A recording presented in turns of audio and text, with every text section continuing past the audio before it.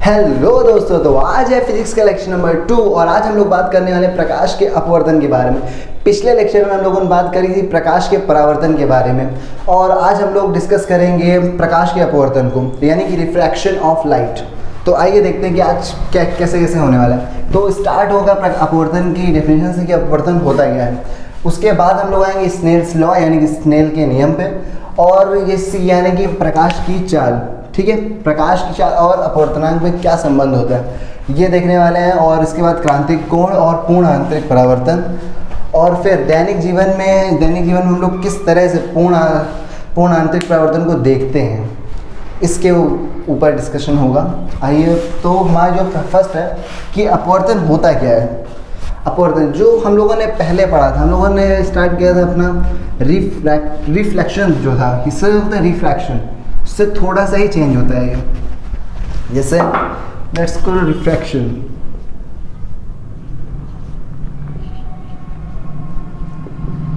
Refraction, और जो कल बात करी थी वो थी किसकी, वो थी रिफ्लेक्शन की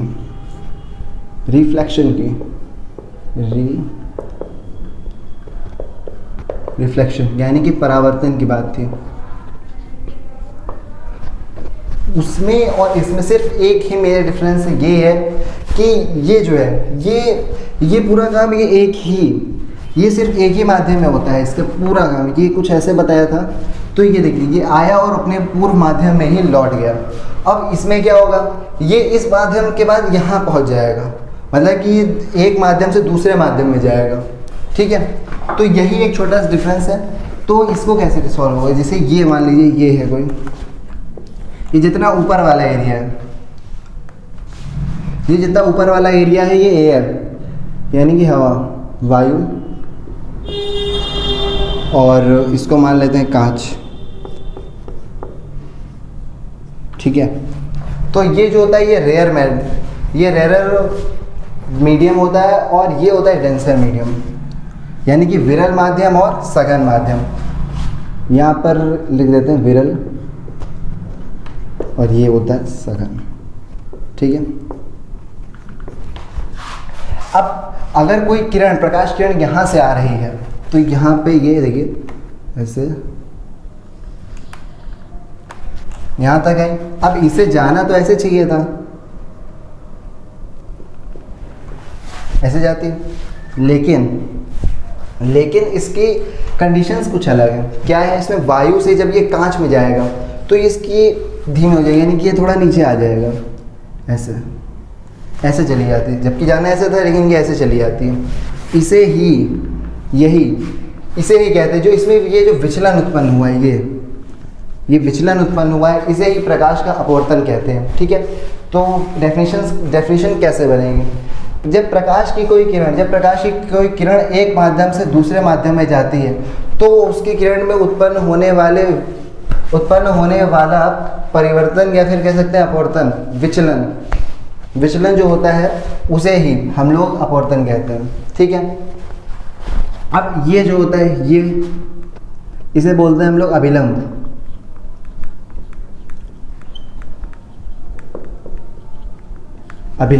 ठीक है, ये जो पॉइंट है जहाँ पे ये मिलना है, इसको बोलते हैं आपतन बिंदु। इंग्लिश में भी ये बताऊंगा, आपतन बिंदु। ठीक है, ये क्या होती है, ये होती है आपतित किरण।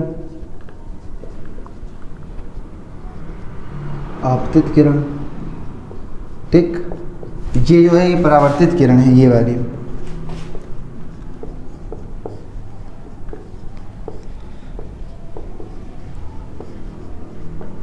ये परावर्तित किरण। ठीक है, और यहाँ पे एक एंगल बनता है यहाँ पे, और ये इस वाले भाग को और इस वाले भाग में, इसको आई से रिप्रेजेंट करते हैं इस एंगल को, और इसको आर से, यानी कि इंसिडेंट एंगल और रिफ्रैक्टेड एंगल। ठीक है, पुराना जो बताया था वो था रिफ्लेक्टेड एंगल, ये है रिफ्रैक्टेड एंगल। ओके, तो अब इसके इंग्लिश वर्ड्स के बारे में बात कर लेते हैं कि और क्या होता है। अब बात करते हैं हम लोग थोड़ा इंग्लिश वर्ड्स के बारे में। तो तो यहाँ बता दो नहीं कौन सा है ना। यहाँ पर पिछले वायु थी, यहाँ पर हम लोगों ने रखा था। इस बार हम लोग सघन माध्यम को ऊपर रखते हैं, यानी कि कांच। ठीक, कांच को ऊपर रखते हैं और ये नीचे रखते हैं वायु, यानी कि माध्यम बदल गया। ये विरल हो गया और ये सघन हो गया। ठीक,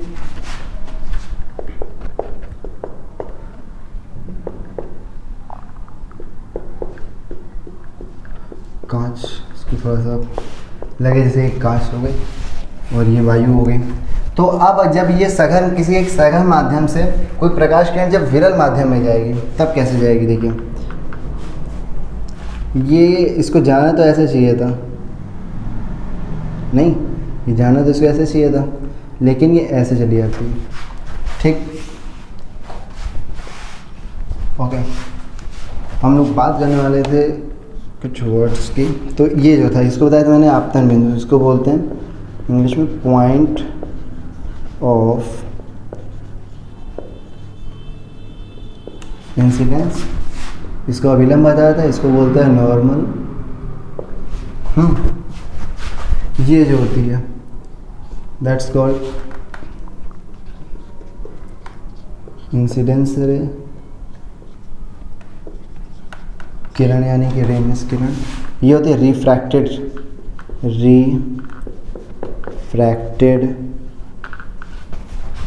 रे। ओके, एयर विरल में होगा रेरर। और जो ये होगा ग्लास, यानी कि डेंसर। सघन हो गया डेंसर।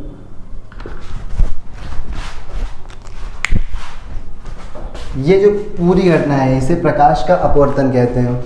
अब जो इसके दो नियम होते हैं, जैसे प्रकाश के परावर्तन के दो नियम थे देखे थे हम लोगों ने, उसी तरह इसके भी दो नियम होते हैं। क्या नियम होते हैं? कि जब भी अभी इसमें था ना कि जो भी यहाँ से एक रे आ रही थी, एक किरण यहाँ से आ रही थी, यहाँ से जो इधर गई इसी बिंदु पर थी, अभिलंब भी इसी बिंदु पर था।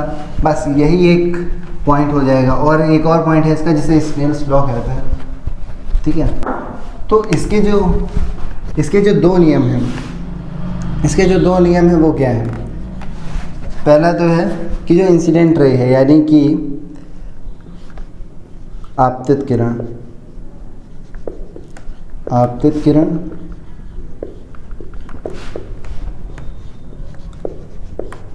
अपवर्तित किरण और आपतन बिंदु नहीं, अभिलंब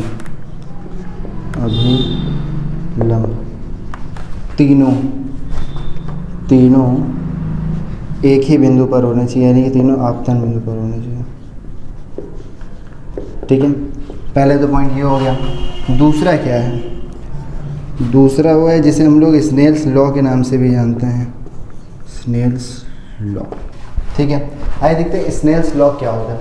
स्नेल्स लॉ किसी एक ही रंग के प्रकाश के लिए, यानी कि वो बैगनी है या लाल है, वो एक ही रंग का होना चाहिए, वो एक ही रंग होना चाहिए। ठीक है, तो किसी एक ही रंग के प्रकाश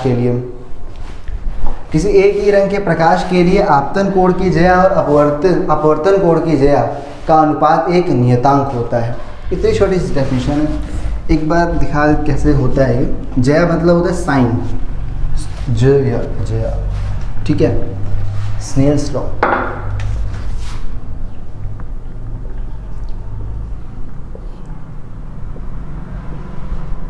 स्नेल का नियम। स्नेल का नियम क्या होता है? यानी कि आपतन कोण की ज्या, आपतन कोण यानी कि क्या बताया था मैंने? आई। ठीक है, आपतन कोण ये बताया था, इसको आई से रिप्रेजेंट करते हैं। और जो अपवर्तन कोण था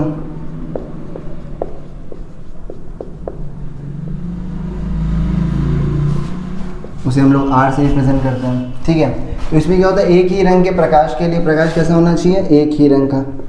जो मेजर पॉइंट्स हैं जो इसमें इस डेफिनेशन में ध्यान रखने वाले हैं वो है कि एक ही रंग होना चाहिए, यानी कि एक ही रंग के लिए एक रंग। ठीक है, आपतन कोण की ज्या यानी कि ये, इसको इंग्लिश में बोलते हैं साइन। ठीक।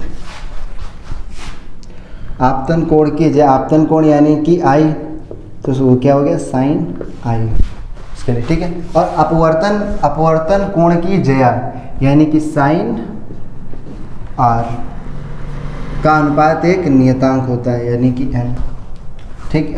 जहाँ एन क्या है, एक नियतांक है, ठीक है। यही नियम होता है इसका।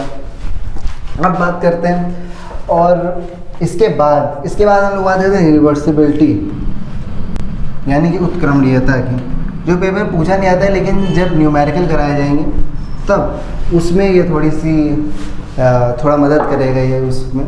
आइए बात करते हैं हम लोग अब रिवर्सिबिलिटी यानी कि उत्क्रमणीयता की। तो उत्क्रमणीयता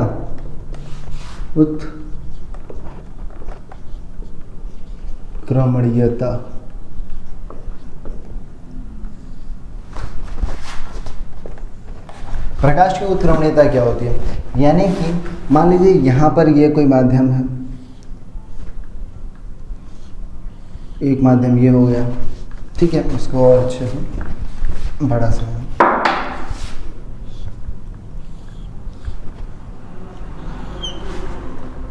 एक ये माध्यम हो गया, ठीक है। इसमें टोटल कितने माध्यम हैं, कह रहे वो एक और दो नहीं, ये हमारा एयर है और इधर भी क्या है एयर, ठीक है। यानी कि ये वायु, ठीक। इसके बाद इसको हम लोग मान लेते हैं ये कांच है,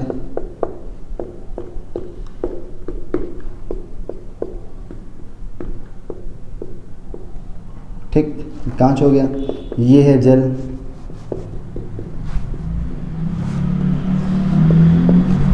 अब जब कोई भी किरण यहाँ से आ रही है, मान लीजिए ये था कांच हमारा और ये था वाटर जल, ये फिर से बाद में वायु आ जाएगा। अब ये कोई किरण यहाँ से आ रही है, ठीक है। अब ये पहली चीज़ क्या बनेगी, यहाँ से कोई ये विरल माध्यम था, वायु कोई विरल माध्यम है, अभी किस में जा रहा है, ये एक सघन माध्यम में जा रहा है, यानी कि ये, और यहाँ से ये किरण जा रही है ये ऐसे। अब यहाँ पर एक और यहाँ पर विलंब दिखाया जाएगा।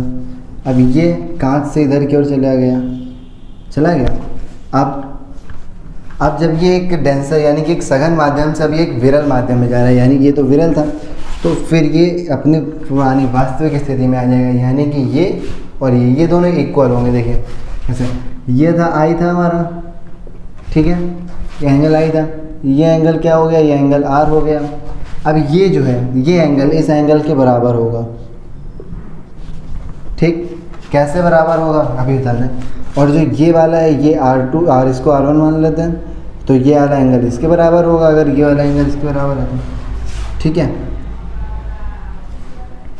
और ये है हमारा I, देखिए कैसे हुआ। जैसे कोई मैथ्स में पढ़ा ना, ये कोई पैरेलल होते हैं ये दो रेखाएं, अगर कोई रेखा उन्हें काट देती है तो ये वाला जो एंगल है ये एंगल इसके बराबर होता है। सेम यही चीज़ हुई है, इसको थोड़ा ऐसे करके देखिए तो यहाँ पर जो ये लाइन कटी हुई है और जो ये कटा हुआ है ये वाली लाइन इसके बराबर है, ठीक। इसको बोलते हैं एकांतर कोण। अब यहाँ से हमारी तीन कंडीशंस बनेंगी। तीन कंडीशंस कैसे, वायु से सीधे किस पे जाना है, कांच पे, यानी कि ANG, कांच के वायु के सापेक्ष, वायु यानी कि एयर को ए से लिखा, ठीक है, एयर को ए से लिखा, ग्लास जो है उसको यहाँ हम लोग जी से लिखेंगे, और जो वाटर होगा यानी कि जल उसको हम लोग W से लिखेंगे। तो जो यहाँ पर जो ये कंडीशन है हमने क्या बताया था, N equals to sine I upon sine R, वैसे ही कंडीशन लगनी है। अगर यहाँ पर है देखिए ANG equals to sine I upon sine R, ठीक है। अब इसके बाद क्या होगा, यहाँ पर ये वाला देखें, अब ये क्या था हमारा G था, W है, ये A है। तो जब हम लोग वायु से कांच में तो पहुंच गए, अब कांच से जब जल में जाना है तो यानी कि क्या होगा, GNW में क्या है, sine R equals to sine R1। ये है अभी भी वही कि आपतन कोण की जया और अपवर्तन कोण की जया है अभी वही, लेकिन बस एंगल चेंज है। और अब किस में जाना है, जल से वायु यानी कि A बताया था, एयर, ठीक है। तो क्या लिखेंगे, WNG, W से यानी कि वाटर से किस में जा रहा है, एयर, तो WNA लिखेंगे इसको, ठीक। क्या लिख जाएगा यहाँ पर, sine R upon sine I, ठीक। ये हो गई एक, पहला, सेकेंड, थर्ड। अब by equation first, second and third, इसे देखिए क्या बनेगा, sine I upon sine R into sine R upon sine R1 into sine R upon sine I। यहाँ पर R1 होगा, ये यहाँ पर R1 लिखा हुआ है, ठीक है। अब इन तीनों को ये कैसे आया, ये इक्वेशन फर्स्ट के हिसाब से ये इधर लिखा, तीनों का गुणा किया, इक्वेशन फर्स्ट यानी कि equation first, equation second, equation third. अब ये आपस में कट जाएगा, देखिए साइन R कटेगा साइन R से, I कटेगा I से, R1 इससे कट जाएगा। तो जो आंसर आएगा वो कितना आ जाएगा, 1 आ जाएगा। तो यही होती है प्रकाश की उत्क्रमणीयता, यानी कि इसको बोलते हैं रिवर्सिबिलिटी, ठीक है, रिवर्सिबिलिटी। अब बात करते हैं रिलेशन जो होता है एक, जो अक्सर प्री बोर्ड्स में आएगा, अधिकतर प्री बोर्ड में पूछ लिया जाता है, वो होता है कि प्रकाश की चाल और अपवर्तनांक में क्या संबंध होता है। प्रकाश की चाल और अपवर्तनांक में क्या संबंध है,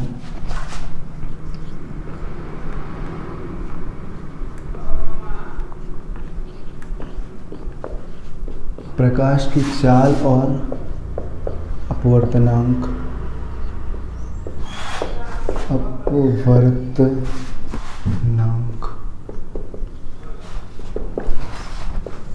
में संबंध क्या है, ठीक है। तो यहाँ पर अभी ये जो लिखा हुआ है, क्वेश्चन में जब देगा ऐसा भी देगा, तो इसे रीड कैसे करते हैं, यानी कि रीड एज, देखिए इसको रीड कैसे करते हैं। ए से बताया था मैंने क्या, एयर मीन्स वायु, जी से क्या था, ग्लास मीन्स कांच। तो क्या होगा, वायु के, इसको रीड कैसे कर रहे हैं, वायु के सापेक्ष कांच का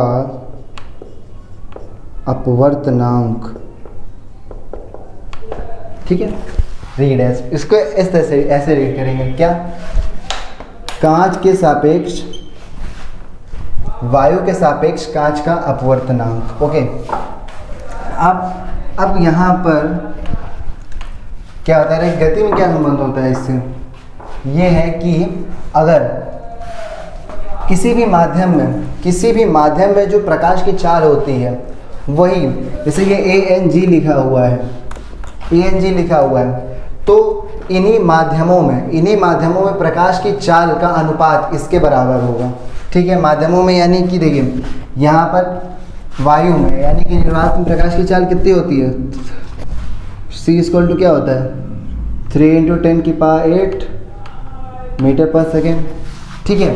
तो इसको किससे रिप्रेजेंट करते हैं, C से, तो C अपॉन G यानी कि ये यहाँ से लिखेंगे V और G क्या है, यहाँ पर है कांच में प्रकाश की चाल,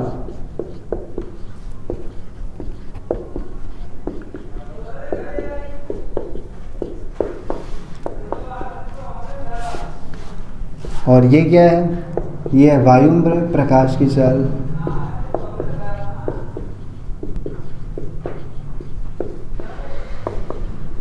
ठीक, इतना हो गया।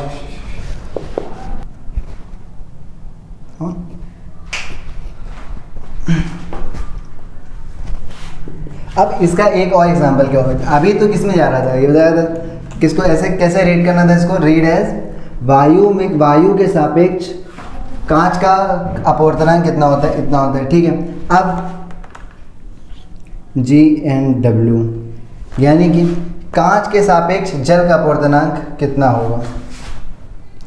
अब सेम वैसे ही करेंगे जैसे इसमें किया था। इसमें देखिए जो आगे वाला था उसको ऊपर रखा था, तो इसमें ये है, इसको ऊपर रखेंगे क्या, VG/V W। ठीक, ये क्या है, Vg क्या है, ग्लास यानी कि कांच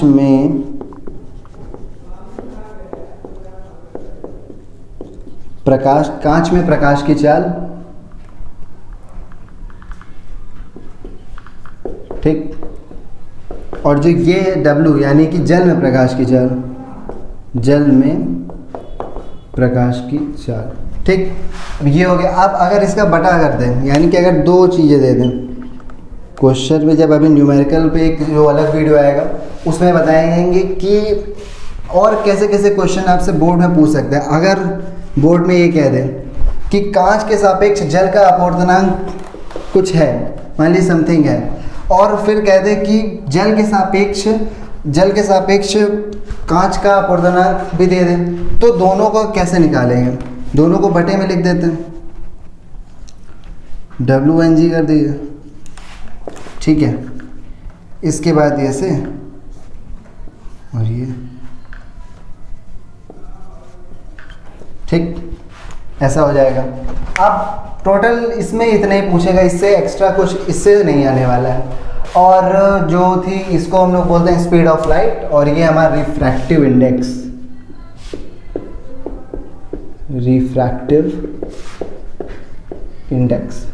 ठीक है, तो अब हम लोग बात करते हैं क्रांतिक कोण और पूर्ण आंतरिक परावर्तन के बारे में। तो जो क्रांतिक कोण होता है उसे हम लोग C से रिप्रेजेंट करते हैं। ठीक है, क्रांतिक कोण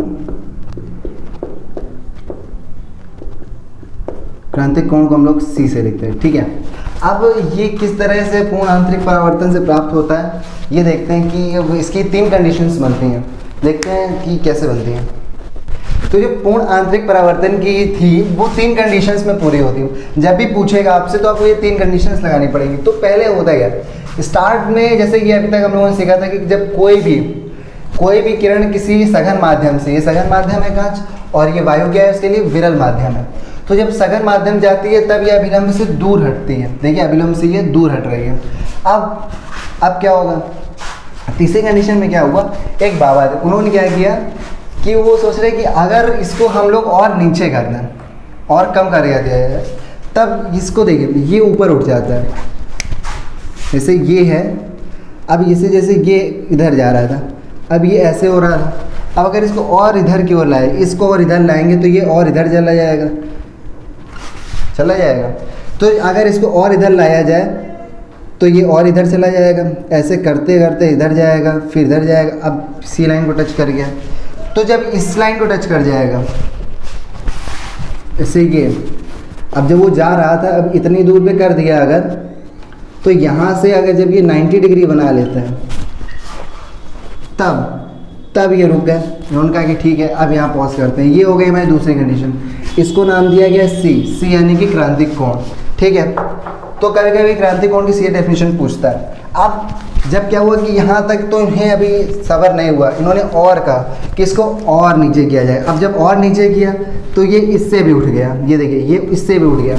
तो यहाँ से जब ये यहाँ पर पहुँचे थे तब इसका थोड़ा सा ही भाग परावर्तित हो रहा था। अब इन्होंने ऐसा किया, ये और नीचे किया तो ये और ऊपर हो गया, यानी कि अब कोई भी अपवर्तित, कोई बिल्कुल इतनी सी भी किरण अपवर्तित नहीं हो रही है, पूरी किरण परावर्तित हो रही है, यानी कि प्रकाश का जो है पूर्ण परावर्तन हो रहा है। अब आंतरिक का मतलब इधर गया था, इधर ही से आ गया, तो इसको ये वाली है, ये प्रकाश का पूर्ण आंतरिक परावर्तन हो रहा है। यहाँ पर परावर्तन, ठीक है, प्रकाश का पूर्ण आंतरिक परावर्तन हो रहा है। अब इन 3 कंडीशंस में क्या आ सकते हैं, जैसे सीधा पूछते हैं क्रांतिक कोण किसे कहते हैं, तो क्या आंसर होगा। जैसे यहाँ पे यही क्वेश्चन बनेगा कि क्रांतिक कोण किसे कहते हैं, जैसे सी से रिप्रेजेंट करते हैं, तो क्रांतिक कोण किसे कहते हैं, तो क्या कहेंगे आप कि क्रांतिक कोण क्या होता है, ये सघन माध्यम में बना, ये सघन माध्यम बनना, तो क्रांतिक कोण सघन माध्यम में बना वह आपतन कोण है जिसके लिए अपवर्तन कोण का मान 90 डिग्री हो जाए। यानी कि क्रांतिक कोण यानी कि जो आपतन कोण है, आपतन कोण को इतना बढ़ा दिया जाए कि ये जो नीचे वाला एंगल है ये 90 हो जाए, यानी कि समकोण बना दे। अगर हम इसको इतना बढ़ा दें कि ये वाली लाइन इसको टच कर जाए, तो जो ये एंगल होगा वही सी के बराबर होगा। अब यहाँ पर क्या हुआ कि ये जो है इसी कंडीशंस में पूछेगा कि अगर इसकी शर्तें क्या हैं, तो अगर प्रकाश का पूर्ण आंतरिक परावर्तन कराना है तो उसके लिए 2 बहुत इंपॉर्टेंट शर्तें जो पूरी ही होनी चाहिए। जैसे पहला ये है कि कोई भी जो प्रकाश है वो सघन से विरल माध्यम में जाना चाहिए। देखिए जा रहे हैं यहाँ पर, सघन था, कांच इसके सघन है, वायु क्या था, वायु विरल माध्यम था, तो ये शर्त पूरी होनी चाहिए। कभी विरल से सघन में नहीं बन सकता है, क्योंकि विरल और सघन में क्यों नहीं बन सकता है, देखिए उसमें अभिलंब के पास आती है। अगर ये विरल होता और ये सघन होता तो इसके पास आती है। अगर कुछ ऐसा होता कि ये मान लीजिए कांच है, ठीक है, ये कांच है और ये वायु है, ये वायु है और ये कांच है, तब अगर यहाँ से कोई भी प्रकाश की किरण आएगी तब क्या होगा, तब ये अभिलंब के पास जाएगी। तो ये परावर्तन इसका कैसे होगा, परावर्तन कैसे होगा, बस यही एक छोटा सा पॉइंट है। क्यों, कि आखिर क्यों ये विरल सघन में नहीं हो सकता, ये सिर्फ सघन से विरल में हो सकता है। अब इस कंडीशन को पूरा करने के लिए जो दूसरी शर्त है वो क्या है, जो आपतन कोण है वो क्रांतिक कोण से बड़ा होना चाहिए। बताइए कि क्रांतिक कोण को बढ़ाना है, क्रांतिक कोण को और बढ़ाया है इसने, जितना यहाँ पर सी पहुँच गया था, ये पहुँच गया था, ये मान लीजिए सी था, तो इसने इसको और बढ़ाया इधर की ओर, बाबा ने इसको और बढ़ाया। अब जब और बढ़ाएंगे तो भी ये 90 से भी उठ जाएगा, ये 90 से भी उठ गया, पूरा परावर्तन हो चुका है। ठीक है, अब इनका बड़े खुश हो गए, भाई इन्वेंशन हो गई यार। अब जब इन्वेंशन हो गई तो ये इतने क्वेश्चन आते हैं इससे। ठीक है, अब एक और चीज़ आ सकती है, जैसे रिलेशन आ सकता है किसके बीच में, क्रांतिक कोण के बीच में, और क्रांतिक कोण के बीच में आ जाएगा और अपवर्तनांक के बीच में आ जाएगा। ठीक है, तो अब हम लोग बात करते हैं अपवर्तनांक और क्रांतिक कोण के बारे में। इनके बीच में संबंध क्या होता है, ये डायरेक्टली तो नहीं आता है, लेकिन जब हम लोग न्यूमेरिकल सॉल्व करेंगे तब इसका बहुत यूज़ होता है। देखिए, जैसे अगर हम लोग जो विरल माध्यम है उसको 1 से लिखें, विरल माध्यम को रिप्रेजेंट करें 1 से, ये मान लीजिए 1 इसको लिखें, और सघन माध्यम को लिखें 2 से।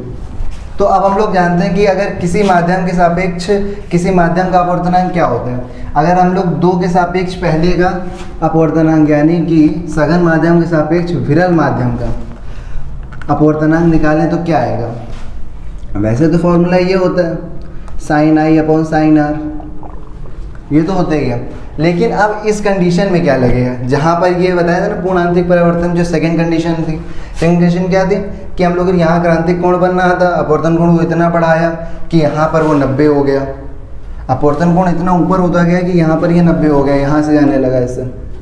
ठीक है, तो इसके लिए, इस कंडीशन के लिए,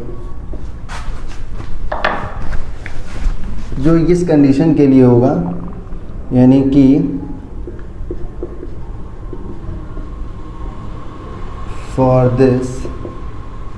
दिस कंडीशन, जो अपवर्तन कोण है, अपवर्तन कोण को हम लोग कैसे लिख रहे थे, r से, रिफ्रैक्टेड एंगल। तो अपवर्तन कोण यहाँ पर क्या है, नीचे वाला देखिए ये 90 हो गया, और आपतन कोण क्या है, आपतन कोण को आई से लिख रहे थे, तो आपतन कोण यहाँ पर क्या है, c है। ठीक है, सी है, क्रांतिक कोण हो गया यहाँ पर, ये है जो आपतन कोण जो काम कर रहा है वो सी के लिए। तो अब यहाँ पर भी यही आ जाएगा, यहाँ पर क्या आ जाएगा ये, और यहाँ पर r की जगह पर कर देंगे 90, साइन 90 आ गया। अब यहाँ पर इसकी वैल्यू रख देते हैं, साइन सी की वैल्यू तो क्वेश्चन में जब देगा, और बाकी साइन 90 की वैल्यू 1 होती है। ठीक है, अब तो ये कंडीशन हो गई। लेकिन हम लोग एक बात जानते हैं क्या, वी नो। अगर ये दिया गया है दूसरे के सापेक्ष पहले का अपवर्तनांक क्या होता है, इसका उल्टा होता है, ठीक है, इसका व्युत्क्रम होता है। यानी कि अगर दूसरे के सापेक्ष पहले का अपवर्तनांक दिया है तो वह व्युत्क्रम किसका होगा, पहले के सापेक्ष दूसरे का। तो अब अगर इसको इस जगह पर रख दिया जाए तब कैसा बनेगा, तब कुछ ऐसा बनेगा। यहाँ से अगर इसको इधर भेज दें और दूसरे के सापेक्ष पहले का अपवर्तनांक क्या था, 1/sin c। ये हो गया संबंध, यानी कि ये किसके लिए हो गया, ये हो गया विरल, ये हो गया विरल से सघन के लिए, ये हो गया विरल टू सघन, और ये है सघन से विरल के लिए, ठीक है। तो इसके ये इसका पूरा फुल रिलेशन था इसके बीच में। अब जो क्वेश्चन बनेगा वो कह देगा आपसे कि साइन सी इतना है, साइन सी इतना है तो दूसरे के सापेक्ष पहले का अपवर्तनांक बताओ, ठीक है, या पहले के सापेक्ष दूसरे का अपवर्तनांक बताओ, या फिर पहले के सापेक्ष दूसरे का अपवर्तनांक दे देगा और साइन सी निकालने को कहेगा, तो हम लोग निकाल लेंगे इसलिए। और इस टाइप के न्यूमेरिकल के लिए एक अलग वीडियो जो पूरा न्यूमेरिकल बेस पे होगा वो आएगा बहुत जल्दी, उसका लिंक डिस्क्रिप्शन में डाल दिया जाएगा, आप देख सकते हैं वहाँ से, ठीक है। तो अब जो आएगा बहुत ही इम्पॉर्टेंट टॉपिक है, उसके क्वेश्चन बहुत ज़्यादा आते हैं, और जो हमारा है दैनिक जीवन में पूर्ण आंतरिक परिवर्तन के प्रयोग, जो आपने भी देखे होंगे। अभी दिखाते हैं कि कैसे उसको फील किया जा सकता है। तो अब जो हमारा नया इंपॉर्टेंट टॉपिक है जिससे सीधा क्वेश्चन आएगा, कहेगा कि प्रकाश के पूर्ण आंतरिक परिवर्तन के दैनिक जीवन में उपयोग बताओ। 2 से 4 नंबर के बीच में ये क्वेश्चन आ जाता है, तो ये इसको समझना बहुत ज़रूरी हो जाता है। तो हम लोग देखते हैं हमारा पहला क्या है। पहला है जल में रखी परख नली का चमकीला दिखना। कैसे, ये मान लीजिए कोई परख, अब इसके अंदर कोई एक कंटेनर है, कोई जार, अब यहाँ हम परख नली एक रखते हैं, खाली परख नली है,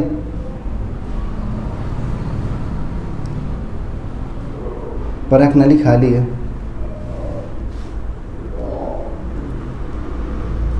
परख नली में जल नहीं जा रहा। उसके बाद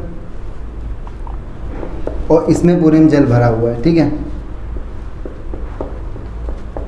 और जब कोई इंसान सीधा यहाँ से देखता है, इंसान की सीधा आँख आ जाती है यहाँ, ठीक है। अब ये है कोई, अब जब उसकी दृष्टि इधर की ओर पड़ती है, ये वायु से जल में जा रहा है, यानी कि अपवर्तन हो रहा है, और जब अपवर्तन होता है तब इसकी वैल्यू धीरे धीरे इंक्रीज होती हैं, कुछ ऐसे, ठीक। अब जैसे जैसे ये अपवर्तन बढ़ता जाता है वैसे वैसे किसी एक जगह पर, किसी एक स्पेशल जगह पर ही ये चमकीला दिखता है। जैसे आप ही आप एक कंटेनर लीजिए, उसमें एक परख नली डालिए खाली, ठीक है, परख नली रखिए, उसके बाद देखिए वो भी चमकीली दिखेगी, ठीक है, लेकिन एक स्पेसिफिक जगह पर। जैसे आप यहाँ खड़े हैं, आपको यहाँ पर दिख रहा है, उसके बाद ऐसे होंगे तो नहीं दिखेगा, समझ रहे हैं।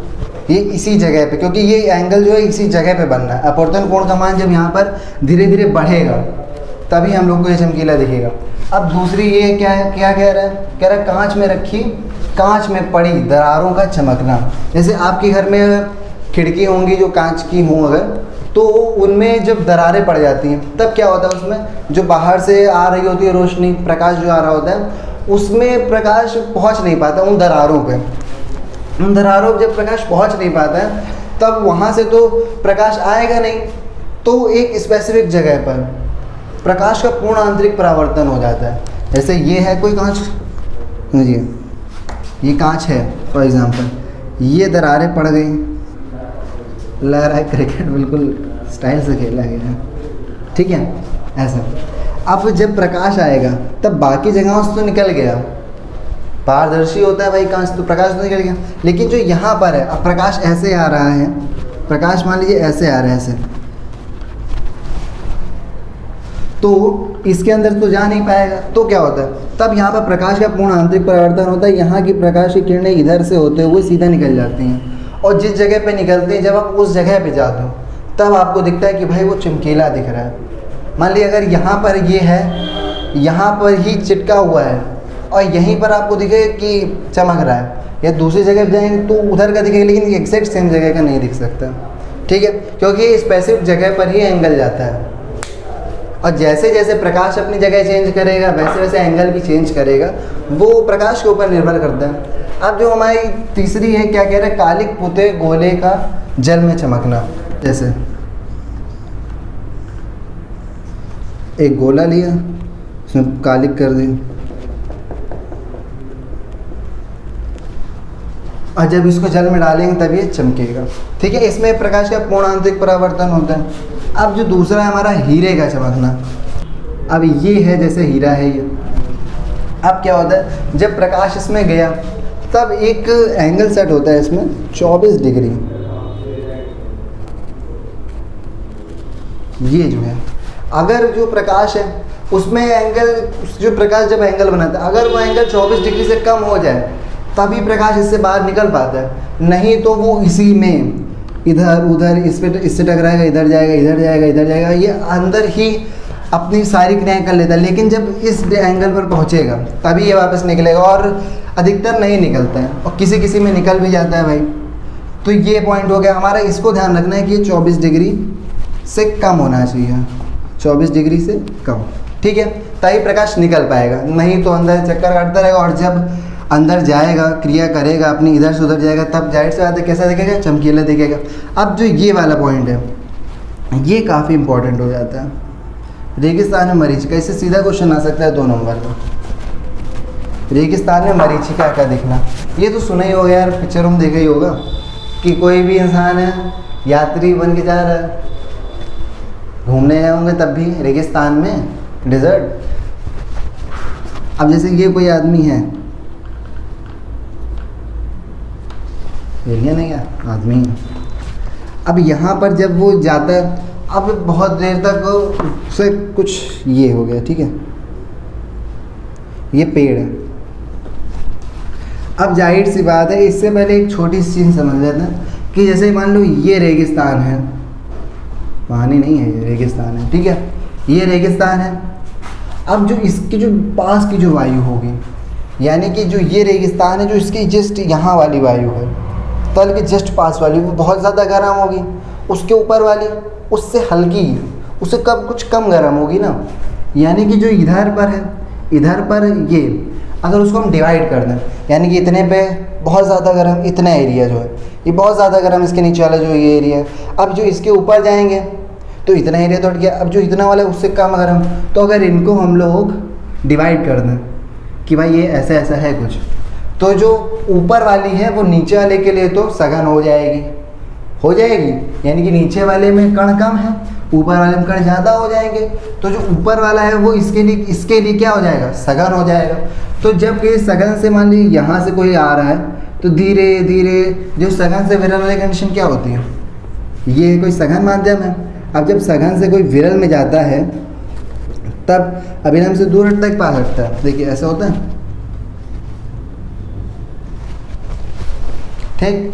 तो इसी तरह से यहाँ पर भी यही होगा, और नीचे जाता जाएगा, धीरे धीरे अपना चेंज ऑफ प्लेस करेगा ये। अब जब यहाँ आ गया और जब ऊपर जाएगा, और अगर यही प्रकाश किसी इंसान की आंखों में पड़ जाए तब तो उसे जाहिर सी बात है प्रकाश चमकीला दिखेगा, उस ये जगह उसे चमकीली दिखेगी। और जब चमकीली दिखेगी और यहाँ पर कोई पेड़ हो,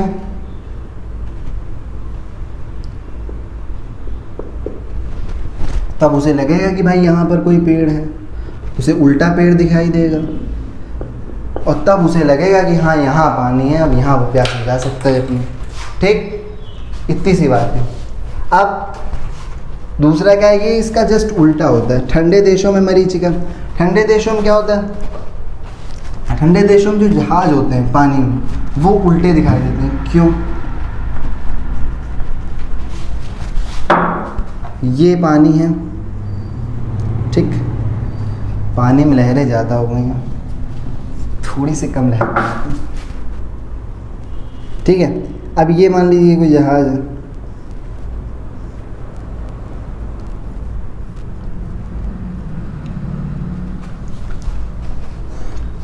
जो पानी के लिए जैसे उसमें बताया था कि वहाँ के जो पास की थी गर्म थी, जो पास की हवा थी, रेगिस्तान की जो रेत के जो पास हवा थी वो गर्म थी। अब यहाँ पर इतना ये पानी ठंडा है तो इसके पास की वायु क्या होगी, ठंडी होगी, यानी कि ये क्या होगी, सघन होगी, यानी कि ये क्या होगी, सघन होगी दूसरे के लिए, यानी कि ये वाली जो है ये सघन है किसके लिए, ऊपर वाली के, और ऊपर वाली इसके लिए विरल हो गए। सेम ऐसा ही होता है। अब जब धीरे धीरे किसी इंसान की आंखों में प्रकाश पड़ता है तो वो ये उसे उल्टा दिखाई देता है। उल्टा बनाना ज़्यादा कठिन है भैया।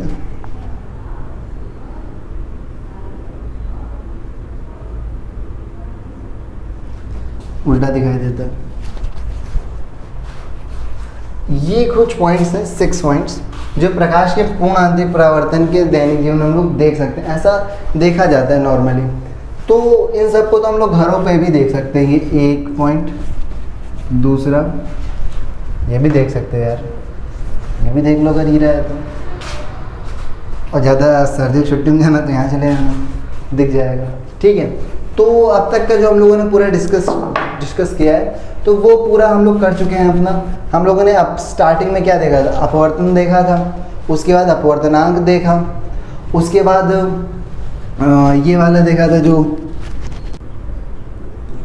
ANG जो था वो C/VG था, यानी कि निर्वात में प्रकाश की चाल, और VG से क्या था, ग्लास यानी कि कांच में प्रकाश की चाल, ये देखा था। इसके बाद हम लोगों ने बीच का रिलेशन देखा था कि क्रांतिक कोण और अपवर्तनांक में क्या रिलेशन होता है, अपवर्तनांक यानी कि रिफ्रैक्टिव इंडेक्स, इनके बीच में क्या रिलेशन होता है, ये देखा। तो ओवरऑल हमारा पिछले लेक्चर में परावर्तन कंप्लीट हो गया, इस लेक्चर में अपवर्तन क्लियर हो गया। अब जो अगला लेक्चर होगा उसमें आएंगे लेंस पर, लेंस के बारे में सब कंप्लीट कर देंगे। ठीक है, तो मिलते हैं अगले लेक्चर में, तब तक के लिए till end tata bye bye, okay.